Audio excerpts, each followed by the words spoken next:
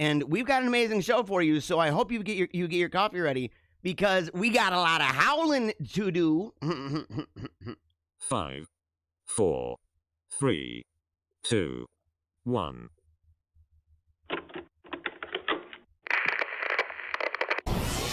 They ain't never seen nothing like this before. Lit the room when I came through the front door. Ask me if I stress overcome, what for? Train in the trees, please pardon my sycamore. Touch burning sands, cross lands, and stormy shore seasons in the year, yeah. Ain't no channel for champions and chain no fear. Is this better? Is this better right now? I hope you can hear me loud and clear right now. I'm going to blame it on the internet. We had internet issues, and I'm hoping that we've avoided that. I had it on the 5G extension for some weird reason. I'm not entirely sure how that happened, but it was all doing that disco ball crap again. It was going green, yellow, orange, red. Everything was glitchy. And then I get on, and for some reason, somehow, I don't know how, but I think that it was the internet that caused the audio issue. I think it was the internet. It wasn't me.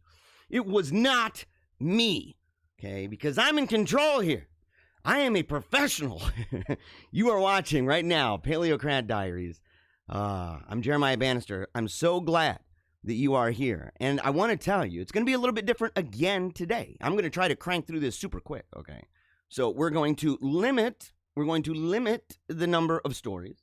We're going to limit the number even of funny stories, but we're back to the funny. We are back to the happy fun times in the beginning because people were worried. People were worried yesterday, man. They were like, yo, bro, dude, are you really getting rid of the funnies? Or are you really getting rid of the giggles? And I'm like, no, why would I ever do that? That's been my promise to you from the beginning. In fact, I told a buddy of mine, I said, not just a buddy, he's kind of the boss. And he said, you know, have you thought about maybe doing just like a professional show? I said, no, no, I have not. And why are you saying that the funny's not professional, man? We are being professionally funny here. We are being professionally funny, and we're having a blast every single day. We're having a blast, okay? So we're really grateful for each and every one of you who are tuned in. And so before we even move on, okay, and we got to get going. Before we do that, though, okay, let me go ahead. Oh, can I do it on this page here? Is the window capture? No. I'm going to have to do it over on the news page. Going to have to do that. Let's see here on the news page. There we go. Yeah, because I have the window capture available over here. Chat and screen. There we go.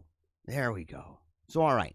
As you can see, right now we are on 23 out of 24 channels. Okay, so there's all different people. A lot of people praying. We're on some channels where that's the primary thing that they do. Okay, it's a lot of rosaries, a lot of things like that. But they put me on there. It seems like a good fit. And so they go ahead and they put me on there. And so no matter where you are, if you're on Facebook, if you're on YouTube, Twitch, DLive, Periscope, doesn't matter for now. Doesn't matter for now. That clock is ticking. That clock is ticking, kiddos. So you gotta just subscribe to as many of these platforms as you can. So the thing is that no matter where you are, if you comment, we can see it here. However, and you're going to understand this coming up pretty soon, we are not going to engage with the comments during the live show anymore, other than the beginning, to let you know that if you comment, not only do I see it, but as you will see here in a matter of about 15 minutes, you are going to see clips. In fact, it's an extended one. It's almost 20 minutes. The whole video was like 40 minutes long. Okay, I got to put incense back in this burner. I like having incense burn while I do this. I got a pretty cool kind from the cathedral. So, but the thing is that I told people, I said, man, we spend like an hour because I love the comments. I do. I could be in there forever talking to you guys. I said, but I really want to figure out a way where we can get it so that I can go through, select the comments I want to deal with, talk about those, address those, highlight those, and not gobble up, let's say, an hour of time. Because the show is running 3 hours long. And so I was like, man, this is really long. And I said, well, what if we trim it way back down to around where it's supposed to be? I want to get it down to an hour and a half. That's why I said we got to book it. I want to get it down to an hour and a half. And then I want to make sure that I can do a video after the show is over where I go through the comments that I want to address, and you're going to see about 20 minutes of the very, very first post-show, the Paleocrat Diaries post-show Q&A super show. That's the name of it. That's the name of it. It's a good branding move. We had a lot of people come in. We test sampled that thing. You know, we had kind of all these groups come in and ask them, you know, what's your favorite name? And they were, the post-show Q&A Super Show is the best name. And I said, we all knew that. Why are we even paying for this group of people? Why are we doing that? And they're like, well, you're not. I said, well, then get them out of here. I don't know who they are. So the Super Show, you can see the entire thing. It's about 40 minutes long. You can see the entire video. It's awesome and very personal. Okay, so there was a lot that we talked about, and I think you're really going to like it. I think you're going to like the format of that. But the only way that you can see that video is you'll see clips of it here, okay, multiple questions and answers on the show. But then you're going to have to go to paleocratdiaries.com. You're going to have to go there because that's the only place you're going to be able to see it, because it's an unlisted YouTube video. So if you go to my YouTube channel or you go to Holy Faith Media, you're not going to see it. It's like secret, right? And so you won't be able to see it. But if you go to paleocratdiaries.com, we've got a blog post up there right now. If you're subscribed, you should know. You should know it already. If you're not subscribed, you're out of your mind. You need to subscribe like right now. You needed to subscribe, I don't know, months ago, you jerk. And so you need to subscribe because then you would know, and you click on that and it's got the embedded YouTube video. You can watch it right there at the site, or you can click on it and it will take you to YouTube, but it's unlisted again. And so you'll be able to see that. It's really, really cool. We're going to talk about that. So I'm just letting you know, I'm showing you this to say greetings and then to say, I will see you later on tonight. And I'm not going to show clips like this very often. I only wanted to show clips today on the show today because it's the very first one. The post-show Q&A Super Show. And so we have to go ahead and do that. But all right, Bethany, good morning, Wolfpack. Good morning to you, Bethany. You're always on the ball, right? You are always on the ball. Good morning to our God-fearing leader. I salute you. Open eyes, open hearts, open ears. Buddy, we can't hear you. You're amazing. I don't know what you're talking about. I don't know what you're talking about. That whole thing that you thought you saw earlier, it didn't happen. It did not happen at all. Okay, it didn't happen at all. All right, praying for God's blessing and protection for my family. Yes, we have to do that right now. We have to do that right now. Okay, so all right, yes. It says, looking good, Jeremiah. You got all these people right in the comments. So very, very grateful, of course, for all of you. Jim E says, I'm looking good. I appreciate it, man. I appreciate it. I don't like the buttons on the collars. I don't like those shirts, man. I got this as a Christmas gift, though. And it's lasted a long time. And so I've had it for a long time. I don't like the buttons, though. Don't like the buttons, man. And Stephanie Yonkman, you can't hear me right now? I don't know how you're not hearing me right now. Well, you're probably watching the original video. You're probably watching the original. Go back to my page. You're going to see it again. I'm on there right now. You can go ahead and check it out. Brian says, good morning, Wolfpack. Good morning to you, buddy. I hope that you are howling big time. I hope that you are howling big time. All right, we're going to refresh that page as we go back here. Going to get out of this. Before we move on, last thing, before we move on, make sure to go to, well, first of all, yeah, go check that out. That's the video that I did yesterday morning with the Super Manly show over there at Meaning of Catholic in the Morning, Timothy Flanders and Kennedy Hall. Very, very, very cool guys. Very, very, very cool guys. And we had a really great discussion. It was awesome. It's about an hour and a half long. You got to go check that out. But you got to go to paleocratdiaries.com because we have our Zazzle store. And I just talked to somebody, talked to a girl named Brianna.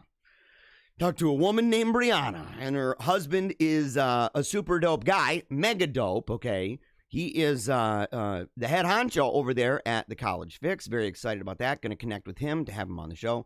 She's going to help us to streamline some of the stuff to do with the website so that we've got the store right there, so that things are fixed up and nice, and there's no problem, and it's easy. It's a lot of navigation issues that were going on, and she's going to do this work for us. So super pumped, but we're going to have this store up. And we've got things like sweaters in black and in white with the original logo, as well as the special edition Wolfpack, Paleocrat Wolfpack drawing done by my son Ambrose. Tons of fun. It comes in all different shapes and sizes. And by shapes, I'm dead serious. I mean, you can get tank tops. You can get, I don't know if you can get the belly shirts, like the mesh belly shirts from the 80s. I don't think so. In fact, I may have strongly discouraged those. Of course, you can get cups for the Straight to the Dome. I'm going to be getting some of those myself. I picked that pink one out. I like that one. They got pink and purple and all different colors. That's the other side of it there, so you can see. And then, of course, we got our mugs. You got the regular mug with the straight to the dome on one side. You got the Paleocrat mug there. Okay, the Paleocrat Wolfpack. And all of them have that old logo or the new one. And you can get all of that stuff. And we just created yesterday, a brand new Team Tiny Dancer. It says Team Tiny Dancer Forever.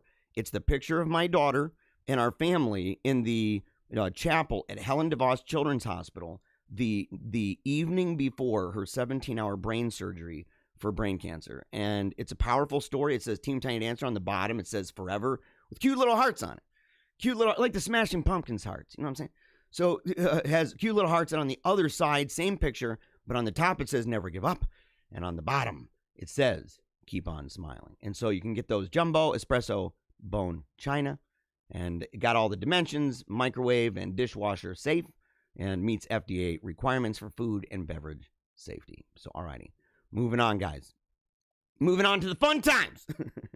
Because we got to do the fun times, man. We got to do it, man. I was bummed out yesterday. I'm not even going to lie. I was bummed out because I'm sitting there and I'm thinking, man, like, I felt that we had to talk about death. And if you didn't see that, man, it was a great show. Powerful, deep, hard-hitting, and it gets down to the basics of what I feel anyway. And look, if you disagree, you disagree. But what I believe we need to really start with when dealing with the times that we're living through right now. Powerful episode, unique in the history of the show because we had no humorous, funny part at the beginning. But we're going to do it today. We're going to do it today. This one's dedicated to Deja. She was complaining yesterday. She was brokenhearted, probably crying about it. I mean, it was real rough. I know, look, a lot of people rely on it. They do. They rely on it for their joy. They don't rely on it. They benefit greatly, right? They enjoy it. It's part of what helps them to get pumped up for the day. And that's what it's about, right? It's what it's about. We live in terrible times, and so we got to laugh and sing songs and do all sorts of great stuff. You got to smile in the hard times. So, breaking. Trump supporters banned from owning pigeons. What? In case they try to communicate with one another. Well, here's the thing. From Ben Trantum. Okay. All right. That's my son Wolfgang's godmama. That's his godmama. And she's a huge super fan of the show. In fact, she's a super friend. And now she's super family. She's part of the Team Tiny Dancer Forever group. I mean, that's just what it is. So, you're the godmother and you're part of the fam, dude. That's just the way it works. But she's an amazing woman, right? Met her. She saw me on Meaning of Catholic, and we were talking, and she's like, oh, my gosh, dude, I know that guy from back when I was going to a Protestant church when I was younger. And it was obscure. So she posted about it. I'm like, I don't know if I believe you, because I didn't know her by name. She's about I think, same age as my mom, something like that. And so, they would know each other and stuff, but I didn't know her. And so she's telling me, and she's like, I went to church with you. And I'm like, well, I went to this and this and this. And I kind of laid out some, denominationally. And she pulled out this really obscure thing where our church for a while was meeting inside of a Y Center for it was a limited time and stuff, but I remember that, some fond memories, man. I had a really great time. It was a lot of fun. And, but as soon as she said that, I'm like, holy cow, there's 50 people that remember that. And so it was definite. But here's the thing. I love Ben, but she's actually wrong here because, or Trump's wrong, or maybe this is part of a big con because we know from previous reporting that the pigeons are maybe this is a new thing. I don't know. I'm willing to broaden the horizons. Okay. Open the mind here. Really, really expand it because I've been under the impression this entire time that the pigeons are against us because they were getting our secrets. Remember that at the spy museum and everything? But see, here's the thing. That's under the assumption that the spy museum is not part of the deep state. So if the pigeon had a camera on its chest walking around and it's taking pictures of all the spy equipment, as we saw, plain as day, okay, we busted it, or so we thought. The truth is, it may have been one of those things, man, where that's the deep state letting the animal kingdom, our buddies in the animal kingdom, know that they're onto them. And this is bad. So, I mean, you have to believe that Trump has a really better understanding than even I do. And that's tough. Because I've been on this animal uprising shtick for, I don't know, a long time. What, 4 months now? It's so old, I just made it up. And so, no, but the thing is, Trump supporters are banned from that. So here's the thing, man. I'm willing to open my mind to this, especially when it's coming from Ben. So I don't know. I can't verify it, but we're on it. We are on it, and we're going to find out. We're going to find out, because if I've been maligning these pigeons this entire time, dude, now it makes sense why every time I see a pigeon in public, it's looking at me all mean. They're like, dude, you've got us all wrong. This pigeon's knocking on my door, dude. They're doing that ding-dong ditch 'em. Those pigeons are putting little itsy sacks of pigeon crap in front of my door. And I'm like, what? What's going on here? Why? And they're like, we watch your show, dude. We watch your show. Oh, boy. All right. Private companies can do what they want. Oh, I like these, by the way. Okay. Private companies can do what they want. Oh, you got the Biden-Harris mask with the pink hair, dude. With the pink hair. You know there's a lot of people like this. And then you got Mr. MAGA guy over there. And he's like, okay, then they can all open back up now. Dude. Okay, wait. How many times have you heard this? How many times have you heard this statement? What a genius reply. I get all serious, man. I talked about this topic yesterday. And I was like, the government's never operated that way in the history of mankind. It's kind of a cartoon idea of libertarian notions of, free market and whatnot. And I'm going through that, and it's never been that way. Nobody really believes that. Even free trade is technically not free trade. It's still this abstract thing out there, in the minds of, libertarians and stuff. And, but here the whole time, all I had to do, isn't that the wisdom of the MAGA man? Isn't that just what that is? The wisdom of the MAGA man. I mean, and how are you going to come back from that? How are you going to come back from that? Companies can do what they want. I brought that up about the cakes. And about the idea of, that's why we're not selling anything to, the blacks and the Jews. And they're like, wow! And you're like, it's a reductio ad absurdum, homie. Reductio ad absurdum. You got to deal with that. LOL, what the F? I'm not going to say that word. You got to do, who's giving me this stuff, dude? Okay, so wait a second. Ben Shapiro. Are you seeing it? I'm hold on. I got to make this screen bigger because I'm not seeing what they're getting at here. Okay, is that his sleeve? Oh, no. That's not his sleeve. Oh, no. That's not his sleeve, guys. That is not his sleeve. That is, he might have himself some, things going on in there. I don't know how he would get that. I mean, I guess you can have that gyno crap. You can have that and not be on, juicing it up, because he doesn't look like he's juicing it up. Maybe juicing, vegan juicing. You know what I mean? Like some kind of, cleanse or something might be what he's doing. But I can't even imagine that guy on SARMs. Just look at him. He doesn't look like he's taking SARMs at all. But what's going on with that, dude? Here, let's zoom in on that. I gotta zoom in, dude.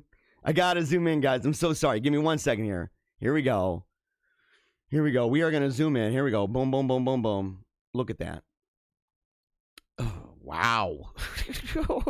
Dude, that's really pointing me out. And look, I don't want to dog people. I knew a guy like that. He had a little bit of that going on. So I don't want to dog him too bad. All right. The door to the dining area of the Alcobaça Monastery. Is that how you pronounce that, by the way? Alcobaça? How would you pronounce it? Monastery in Portugal was made narrow so that the monks who got too fat were forced to go into fasting. It's one of those things, man. You see that fat shaming in different cultures, like the Mongolian eateries and stuff and all that, where they have the little slats, and you got to be able to squeeze in sideways or whatever. And if you can, you get a certain percentage off your meal. It's like an all-you-can-eat place. But if you can't fit through, there's no percentage off for you for this.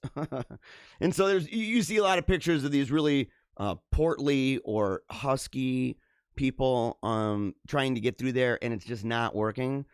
This one here, dude, wow. Wowza. That guy is not getting in. That guy's not getting in. And not even if you suck it in, man. There's like a certain point. I know. I've been there. I'm still a little bit there. But I'm doing this 50, I'm starting today, I'm doing this, 50 times per day, and it's got like 50 push-ups, 50 sit-ups, 50 pull-ups, 50 a bunch of stuff, okay? And I'll share it. I don't have it in my list right now, but I'll share it probably tomorrow and let everybody know what I'm doing. And if you'd like to join along, join along. Or do whatever you can. If you can't, you can't. But this right here, it's a good idea. I've been in some places, though, where it seems like they did that with the bathroom. Where they're like, it's so small, man. These old kind of buildings that are grandfathered in and stuff. and they haven't fixed it up or they haven't changed anything, and you're like trying to go to the bathroom and you gotta suck in and you're walking in sideways. You're like, dude, who did they make this for? The Oompa Loompas? Like, who is possibly this skinny? And they're like, well, almost every American, you know, a long time ago. And you're like, oh. Almost every human, you know. I mean, it was like it was an expectation. You're just not a fat slob. And they weren't afraid to say that. It's kind of a weird thing, man. They're not afraid to say that. Y'all having pudding?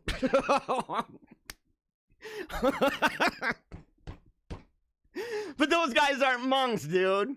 I mean, I guess, you know, it wouldn't be nearly as funny if they weren't wearing Speedos, and the monks ain't wearing the Speedos. Oh, are y'all having pudding? they're on the outside. Come on, man. Hook me up with some of that pudding. Hook me up with some of that tapioca, man. Come on. I know you guys are having tapioca now. I can smell it. I can smell the tapioca. Come on, guys. Come on. I'm fat. I'm fat and I know it. Oh, you're rubbing it in my face, man. You guys are rubbing it in my face. Thank you so much, though, for rubbing it in my face. Because here's the thing. You are helping me to fat shame myself to fitness. That is the plan. It's done good so far with the diet. You know, you hear people say, "Oh, diet is this percentage, you know, of your weight loss. That's 90% of what you eat." Maybe if you want to lose weight in, you know, I don't know, 5 years or something, you at my age, you got to exercise, man. You got to get that heart pumping. If you don't, you're hosed. You know, I bet these guys right here, I bet they're eating really good. They're just not exercising. And they're going to look at me, man, and be like, it's water weight. It's just water weight, dude. I'm bloated, okay? I have carpal tunnel in my rib cage. Oh boy, man, come on. Oh man, hold on. What's going on here? What the blazes? What the blazes? Is that it? Oh yeah, okay. All right, yeah. So the first step of change is to become aware of your own BS. Oh, I've been informed that this is not okay. Oh, I'm so sorry. I guess I've got one story that I'm supposed to show over on the window capture. So let me go ahead. Got to do that first. Hold on, guys. Hold on. And that way I got to be able to see this here. Where's the window capture? Give me a break. What the heck? What the heck, man? Oh, okay, yeah, chat screen. All right. So okay. Now what's this one here? Oh. Give me a second. Okay. So it says right here, Fruit Ninja knife juggling. Okay, so we got the Fruit Ninja knife juggling is what we got going on with this. And apparently it is another world record. So we're going to see. Let's go ahead and see what exactly this one is. Let's find out. Hey there, folks. No. Title attempt. I refuse, dude. This guy is banned forever. Dude. This is a prank. You guys suck. This guy constantly. David Rush. Oh, and they always start the same stupid way. An Idaho man who breaks Guinness World Records for a living. He finds the most obscure stuff to do. Although, I must say, chomping through 21 apples in 30 seconds while juggling 3 knives. Okay, maybe I'll see. Maybe I'm making an exception for you, Mr. Rush. I'm making an exception for you. Okay, because we are on to you, dude. We've been on to you, and this plot that you've got, this ploy, this shtick for fame and fortune, amassing huge gobs of wealth, probably having a pool filled with gold coins, jumping in off a diving board like Scrooge McDuck every day, spitting my bloop, bloop, bloop, bloop, bloop, doing that stuff. We're on to you, homie. But, dude, come on. That's a lot of apples, dude. While juggling 3 knives, okay? So we got to at least see this for a moment. Another Fruit Ninja apple slicing while juggling 3 knives. Guinness World. Wow, dude, look at that knife. Would you ever? Title. Whoa. So, okay, let me just level with you guys. For one, I'm having to reconsider the possibility that this guy is not just a professional Guinness World Record breaker, but he is also maybe a jihadi. Look at that sword. Where did he get that freaking sword, dude? Where'd you get that sword, David? We need to know, dude. We got a lot of questions for you, homie. Here we go. But would you do that? Guinness World Records I would title. not. This one got crazy. It was for the most apples sliced in 30 seconds. Okay, hold on. We got to turn that music down because I don't know if it's copyrighted. But look at this, dude. Oh, he's chomping through. Oh, he's chopping through. I thought it said chomping. I thought he was sitting there juggling and grabbing and eating a bite. And, this is not impressive, dude. You're just slicing it up with your sabers that you got. That's all it is, dude. That's not impressive. Anybody can do that. Anybody. And who's this lackey with him, dude? Who's this guy? See, look at the fortune, dude. Look at the amount of wealth this guy. Nobody who's not just, tons of money in their pocket, right? The kind of money that they can crap out in their sleep. Nobody who doesn't have that money, not a single person on the planet that doesn't have that amount of loot has a tree like that in their front yard. That's just a fact. Or a window that's shaped like that one. You know what I'm saying? You can tell, dude. Oh, and look at the two car garage over there. Yeah, it might be his 2-car. It might be a 3-car garage. You don't even know. With as many records as he's broken, you know this guy's making just gobs of loot. I've been told that that's not the way it works. But okay, we're gonna keep going. I don't believe it. Don't believe it at all. Don't believe it at all. So, okay, we got to get back. We're gonna move forward. If you want to share any of those funny stories with us, you got to make sure to you got to make sure to send it to Paleocrat Diaries at gmail.com. You got to do that. But before we go on to the Wolfpack song, right, and go to the second half of this, okay, this is I wanted to just say this, right, in honor of this, because this person has been impacted by the show. They've been impacted by the Wolfpack. Stephanie. You'll see Stephanie in the comments, right? The first step of change is to become aware of your own BS. And she said, it's a little more crass than how you put it, but it's truth. Thank you for being you. I'm the pup in the wolf pack. Thank you for your wisdom. Thank you. Thank you. It's why I do what I do. I mean, it's a lot of fun. I'm fleshing out, my salvation with fear and trembling. I'm doing that work, right? The liturgy of my life. The liturgy of my life.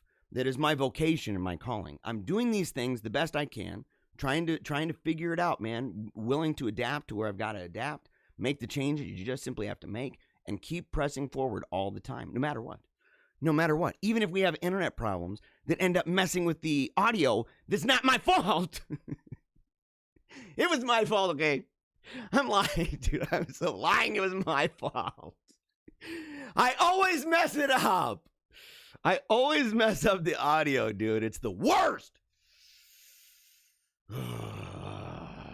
Always. All right. We got to get to the Wolfpack song, so make sure you get your coffee ready right now. You got to get it ready, everybody, because we're going to be cranking out this Wolfpack song. It's what we are going to do. Let me make sure I get back to the main. There we go. So, as we do each and every day, okay, we don't just do this for the fun. It is fun. It is fun, and it gets intense, man. It got intense yesterday. Fists were flying through the air, man. I'm growling into microphones. Man, it was powerful, wasn't it? Wasn't that good, by the way?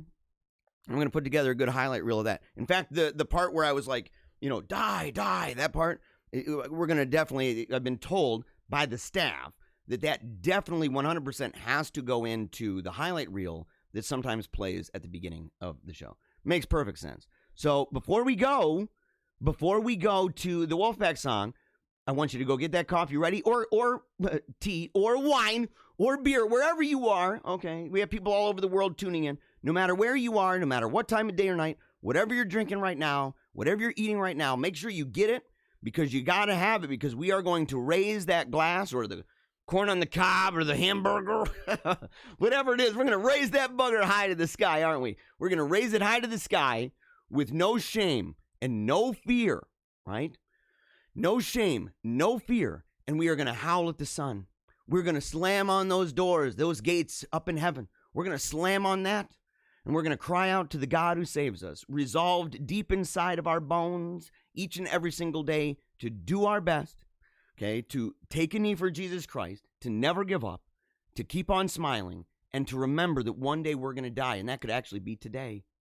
it could be today. And so we resolved that with those things in mind, with everything in our heart, with all of our thoughts, all of our words, and all of our actions, we give our absolute best. In every situation, in every encounter, every single one, because they're important, because we were made for a time as this. And that includes the people around us, even the ones that we may not like. And because we're surrounded not only by the wickedness of the world, but also by some annoying people, we need to laugh and we need to shout out to heaven and we need to howl and have a good time. So join us here in the Wolfpack. When we do this, it's going to be about a minute away. We're going to do a quick promo. As soon as we get back, it's right into the Wolfpack song. You are watching Paleocrat Diaries. It's Tuesday, January 12th. Love this video? What a coincidence! I do too! Now head on over to paleocratdiaries.com for more videos, blogs, book and movie reviews, even Team Tiny Dancer stuff. And don't forget to check out our new members and services pages. It's how I pay for my kids to attend Catholic school. Until next time, memento mori.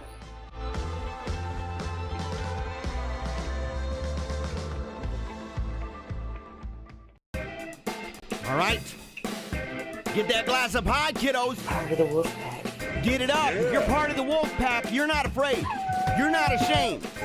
We got to give it everything we got. We laugh. We've had fun.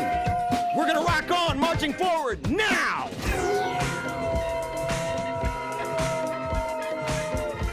Ow! I want to hear you howl. Come on, brother.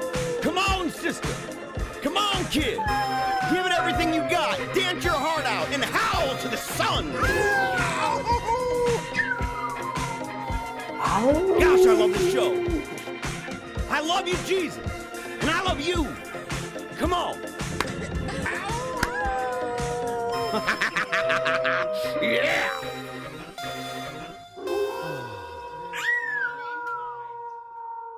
Man, I love that.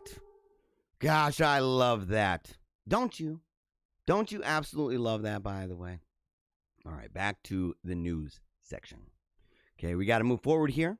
We got to move forward again. Remember, you can go to paleocratdiaries.com to learn more about the show, as well as to find out about our super cool store that we've got. We've got sweaters and all that stuff. I won't go over that again. It's at the beginning of the show. You can find that there, and it comes in all different sizes, different colors, different designs, and we're adding to it more and more and more. In fact, I'm commissioned by Ailey, the queen of the staff. She's commissioned me to find the best quality pictures I can of our daughter, because we already put one out. I don't know if it's out right now. I don't know if it's been launched yet, but she worked on it for Team Tiny Dancer Forever with the cute little hearts and never give up, keep on smiling on the other side. It's the family picture that we took. It's iconic. It hangs in our living room over the mantle, and it will be there forever. It's kind of like the banner on my Facebook page and Twitter. Like, those will never go away. And on Paleocrat Diaries, I don't care if I'm 80 years old. That is going to be the picture. It's just the way it is. It's kind of like the idea of like, oh, are you ever going to leave Grand Rapids and move out of that house? And I'm like, no.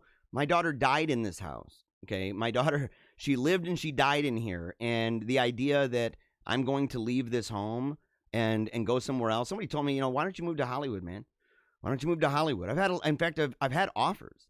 I had an offer since I began doing Paleocrat Diaries. I had an offer to go out to Hollywood. Beverly Hills, okay. Had an offer to go to Beverly Hills.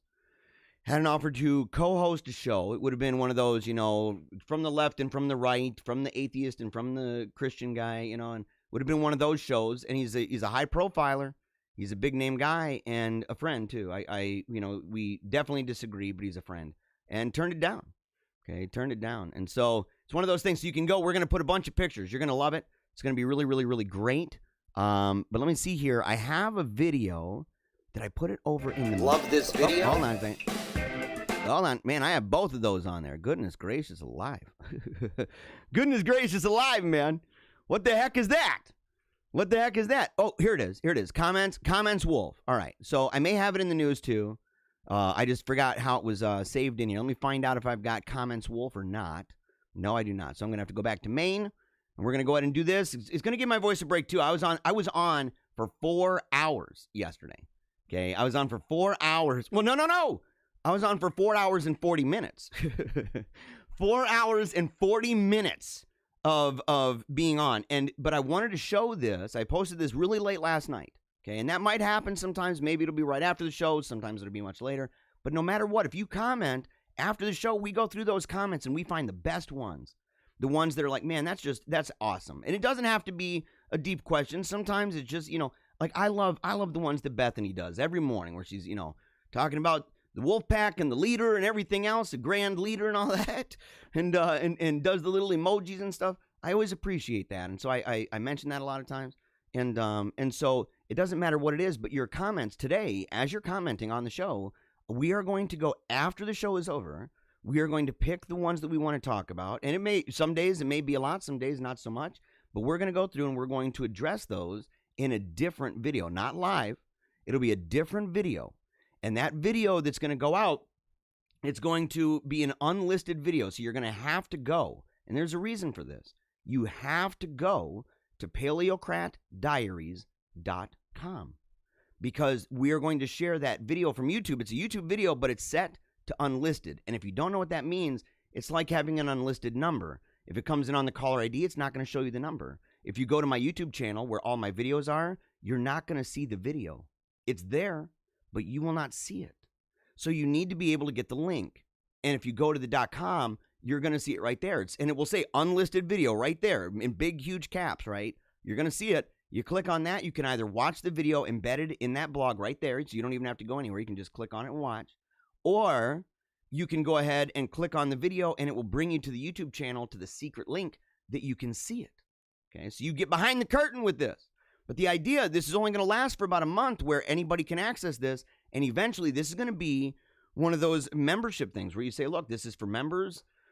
Because we really are hoping that people will continually, more and more, become members and see that we're adding extra things and adding extra content so that it's for them. And this stuff's, we're not just making it something that's like, oh, we're just responding and just, moving on. Telling stories. It's like an extra hour of the show, essentially. And so that's kind of the way that we're going to treat it. And we're really hoping that you commit to the show. And if you don't, it's okay. If you don't, it's okay. We appreciate it no matter what. And we hope that you comment because we may still talk about it. We're not only talking about members' comments, we're talking about anybody. And so no matter what, it's one of those things, and you may find your video or your comment talked about in a video like this. This video here that I'm about to show you, this video altogether goes, I believe, 18 minutes, and it's fun. So it looks and feels just like the show. I got the wolf on there and everything. It's a blast. And it has an intro that is specific. It's not completed, but I like it so far. And so it has an intro that goes specifically with those videos. And so I had to play it. And I thought I wanted to take out maybe 4 or 5 of my favorite comments that I responded to that I think you'd really enjoy. And we're going to do that. It gives me my voice a break too, because as I said, it was like 4 hours and 40 minutes of talking yesterday on a microphone. And I said, oh, boy's voice, man, needs a break for a second. Needs a break. But right after this, we're going to keep on going. We're going to keep on going because after this, we'll have about 20 more minutes left of the show. We're going to go through a bunch of stories real quick. A lot of them real practical, right? We're going to start doing more practical, actionable items, things that it's not only good to know. We'll, of course, deep dive. I mean, it's what we do. But at the same time, teaching people and equipping them so that they can not only understand what's going on in the world and what's going on even with their faith, right?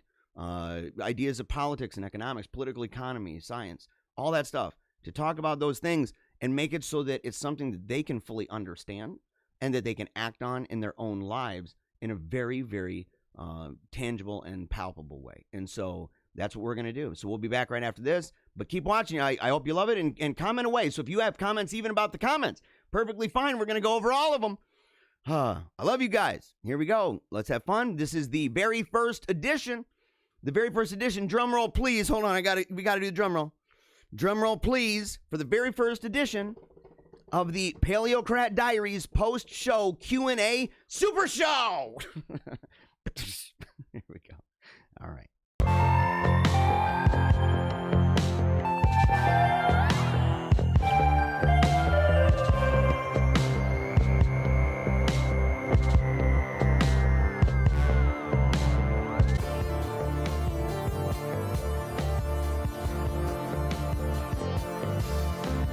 Love this. Hold on a second. I didn't do that either, guys. I didn't do that either. Oh, man. That's not good. Oh, no. That is not good. Yeah, I need to get that out of there. Comments Wolf, what's going on with that? Okay, because hold on a second. It's the Comment Wolf edit. I just got to drop it in and size it up. There we go. I had the wrong one. That's actually the intro to the show. So here we go. We're going to go ahead and make sure that it's lined up and everything else. And I apologize for that. I apologize. But you saw the intro, right? So you're going to see it again, and here we go. We're going to have fun. All right, we'll be back.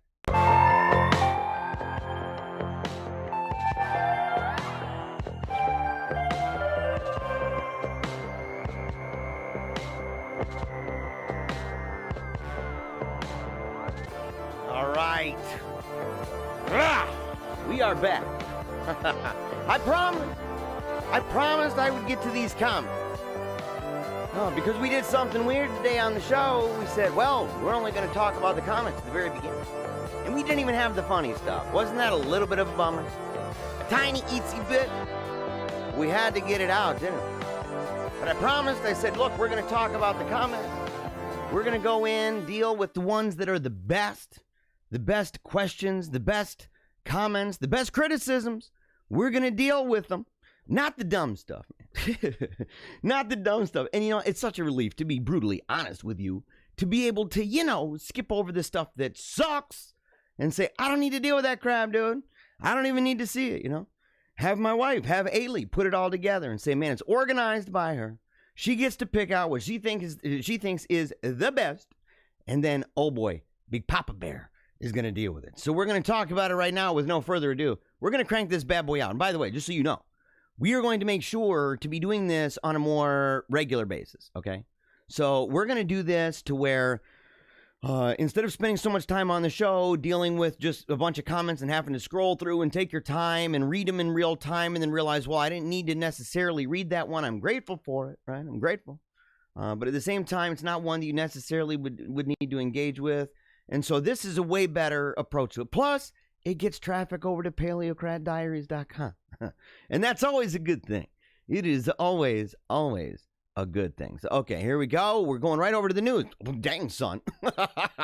I guess I've got two of these, right? So we've got maybe 12 different comments, 12 to 15 different comments. So we're going to blast through these. The first one to make the cut. In fact, for all time.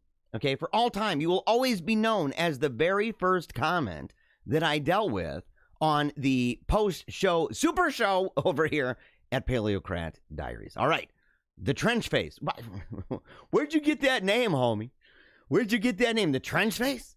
I like it, though, man. It says, in my recovery program, we pray to God, but whenever I bring up Jesus, they look at me like I'm crazy. It's very interesting. Are you an AA, man? Any of those anonymous ones, right? And by the way, I'm glad you're in recovery and stuff like that. I wish you the best, of course.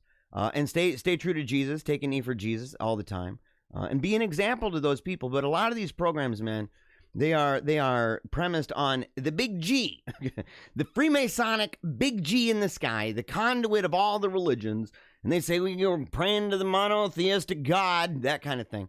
And, it's a bummer. And I think that's one of the reasons, to be quite frank, I think it's one of the reasons why it's not really successful. So I wish you the best. You are tapped in, man. You are tapped into the true power source because Jesus has all power and all authority right now, heaven and on earth, and he can help you recover. All right. And again, wish you the best. Everybody just add the trench face to your prayers. The Lord knows who the trench face is. The Lord knows, man. Let's see. All right. Again, in Quebec, we have a saying that goes like this. Talk about it positively or talk about it negatively, but talk about it. Dude, look, that's awesome. But you guys, is that true, though? Is that one of those things well, I guess that's the way you talk about something, right? But, what are the rules up there, man, about certain things with free speech and stuff like that? I don't know. But no matter what, you should be able to talk about it, okay? You should be able to talk about it, get it out. And I think it's one of those things where the more that we have the chilling effect that goes on, where you're afraid to talk about different topics, and so people are going to bring it up. And especially when you're from our position, right? The left is not afraid. The left can say the most whacked out crap. They can talk about, well, maybe little kids know a lot about sex and gender and can make decisions on their own. And you're like, do you not realize the risky business that is and the slippery slope that you're going down to hell? Do you not realize that? And you say that and they're like, you're a hate monger, flag, you're gone. And so there's a chilling effect on us. There's a chilling effect on what we are able to say. And in doing that, you know, there's going to be a lot of things that aren't talked about. And that comes again, there's no free lunch. They think, well, as long as we shut them up, it's going to go away. And you go, no, it's not going to go away. What it's going to do is it's going to build up a fire within people. And it's going to get maybe even fueled in a negative way. Fueled in a negative way that says you can take something that's true and take it to a conclusion that's wild. You can take that seed of truth and you can drive it in a direction due to circumstances around you and become a raging enthusiast. It's true. And I'm going to do an entire series. In fact, I want it to be one of the DVD sets that I do. A series on the book Enthusiasm by Ronald Knox. And it's going to be great. And you'll know, again, this is just the same thing over and over and over. And a lot of that, to be honest, a lot of that had to do during the time of Index of Forbidden Books, in the time of Inquisitions. And it's one of those things. It's a price tag. Now, people may be willing to pay that price tag, but it's going to come. Great comment, by the way. Thank you so much for that. All right. Guadalupe says, churches are not supposed to be in politics. Where do you get this idea from? Where did you get this? You didn't get it from the church, Guadalupe. Are you Catholic? Are you Catholic? Have you never read the catechism? Holy cow. You know, read any of the catechisms. Read any of them.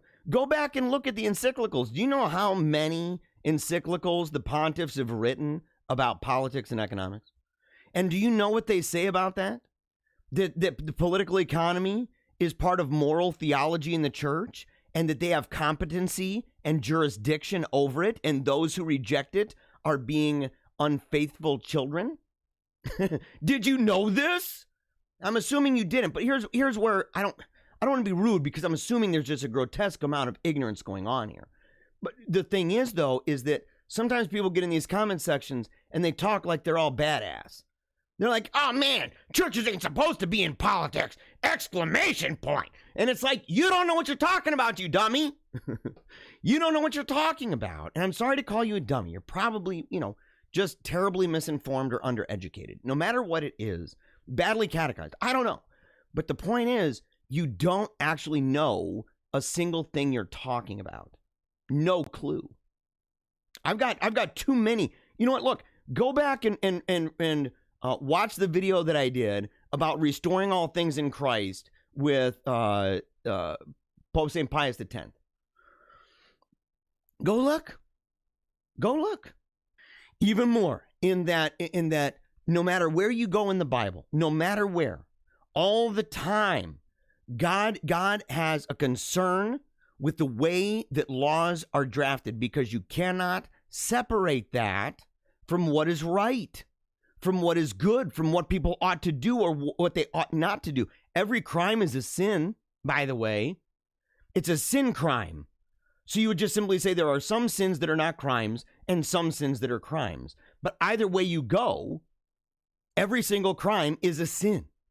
Okay, Adam, we need porno programs. Yeah, programs. Okay, yeah, we do, right? We're going to be lighting it all on fire. We're going to be going in there, man.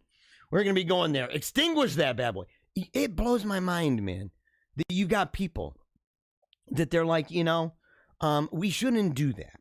We shouldn't make it against the law. Just leave it in the law. Leave it up to the church. We can deal with these people and just let it flow, kind of thing. And I'm like, dude, porn is a serious crisis, by the way, in our civilization. Massive. It's always been that kind of work has always been there. Okay? It's connected to the oldest profession.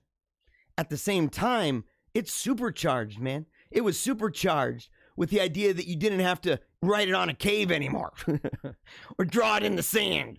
Right? Draw some jugs in the sand and be like, look at the porn I'm drawing. Doing that crap. Drawing with some chalk in a cave, getting some parchment out and doing some paintings and stuff. Now you can mass produce it. And you were able to mass produce these images. You were able to take images and share them privately. right? Mass produce those. And then you were able to make it such that you could go online and see the images and people could just go and find them for free. Then it got to the point where it's a bunch of videos. And now it's a massive market. And studies that have demonstrated, right, where when you have these big events, right, a lot of morality stuff too, man. Parents, dad conventions, husband conventions, pastoral conventions. They go to these hotels, and the hotels consistently are saying, hey, look, there's lots of porn going on here. These people, they might be in the church doing one thing, but man, we know what they're, doing in the room over there. So yeah, I'm with you, bro. You get the torch, I got the pitchfork. We're going. Wow, that next one is really, okay, I've been told I've got to read it here. Okay. Let's see. Oh, Barbara Farley. Look at that. I love you, Barbara. I'm so happy. I've told you so many times. People are probably like, boy, oh boy, oh boy. You always mention this. You just don't know. You don't know the impact that Chris Farley has had on my life over the years. You have no clue. You know what's awesome, by the way, about you? Is that it's obvious that not only do you love your brother, but it's obvious you miss him. It's obvious that you miss him with all of your heart. And he's a big, important person in your heart. And I know that he will be for the rest of your life. And so I'm really grateful that not only that you have those experiences, but that you share them with me. And that I get to share them with people watching. So, okay. Matt Davis, I tell Jesus every day that I'm supposed to be in the ground, not my child. I hope he will return back very soon. We all hope that Jesus will return very soon. We all cry out for that. But in the meantime, he's in our hearts. He should be in our words, in our thoughts, in the prayers that we're supposed to do constantly. Okay? So I'm with you, man. We should not have, it is a terrible thing that we bury kids. I know. I buried mine. And to sit there and say, the feeling, man, Matt, what it's like to be at that funeral, don't you? You know what it's like to be where they're putting them into the ground, and that's going to be the last time you even see the casket closed. It's over. And from there on out, it's hard to even think of the condition that their body is in, isn't it? I hate it. I recoil at even the thought. And yet, at the same time, I go to her grave and I lay on the ground and I water that grass. I weep and I weep on the ground. But the thing is, I know those bones don't hear me weep. Those bones don't have flesh. They will not until it's glorified. And until then, what's amazing, and this is a remarkable thing about people, isn't it? Is that here I am weeping on the ground, face to the dirt, and she's up there. And she's okay.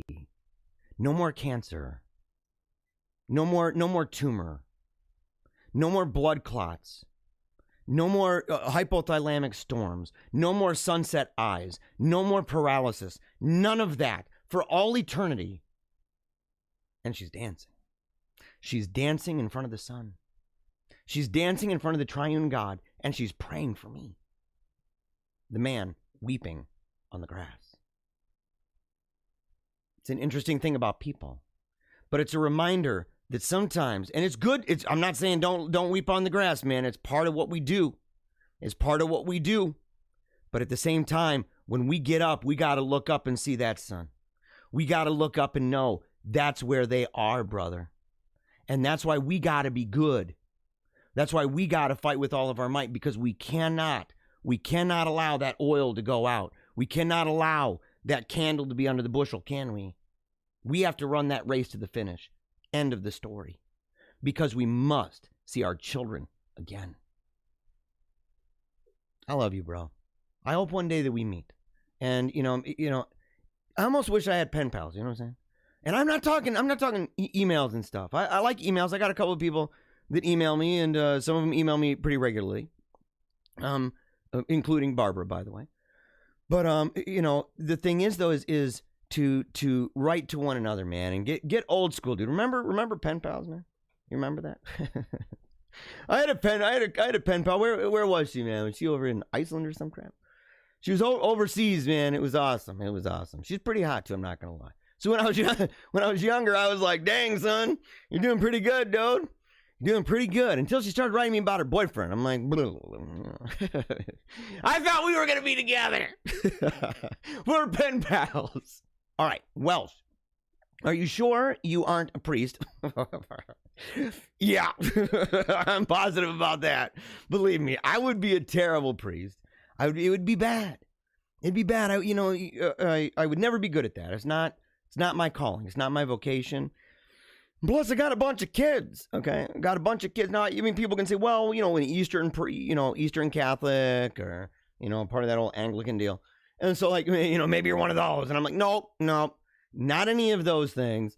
But I was a pastor before, okay? I went to school originally to be a pastor.